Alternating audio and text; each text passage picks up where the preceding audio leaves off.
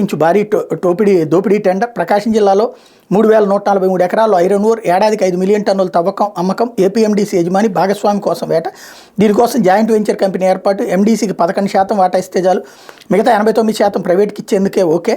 కేంద్ర ప్రభుత్వ మైనింగ్ చట్టాలకు తొట్లు. వైఎస్ హయాంలోని ఏపీఎండీసీకి 51%, జిందాలకు దోచిపెట్టడానికే నిపుణుల ఆగ్రహం. న్యాయ కమిషన్ ఆమోదానికి ఐరన్ ఓర్ ఫైల్. కొంచెం సాధారణమైనటువంటి ఒక విషయాన్ని ఒక భయంకరమైన బీభత్సమైనటువంటి అంశం కింద చిత్రీకరించడమే వీళ్ళ దౌర్భాగ్యపు లక్షణం. 11% ప్రభుత్వం చేతిలో పెట్టుకుని యాజమాన్యం, మిగతాది పని చేసుకోవాలి, అవతలోడు చేసుకుంటే దాంట్లో ఓన్లీ వాటా తీసుకుంటారు.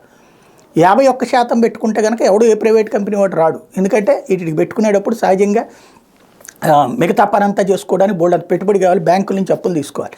రెండోది గవర్నమెంట్లే నిర్వహించలేవు. దానికి సాక్ష్యం చంద్రబాబు నాయుడు టైంలో ఇసుక డైరెక్ట్గా ప్రభుత్వం తరపునని ఏమీ చేయలేకపోయారు. ఇప్పుడు కూడా ఈ ప్రభుత్వం కూడా ఇసుక డైరెక్ట్గా ప్రభుత్వం తరపున అనుకుని ఏమైనా చేయగలిగిందా? ఫైనల్గా వచ్చేటప్పటికి మళ్ళీ ప్రైవేట్ వాళ్ళ చేతకేస్తుంది, ప్రైవేట్ వాళ్ళే చేస్తారు. కాకపోతే దాన్ని వక్రీకరించడం అన్నటువంటిది ఇక్కడ బేసిక్ పాయింట్ ఏంటి?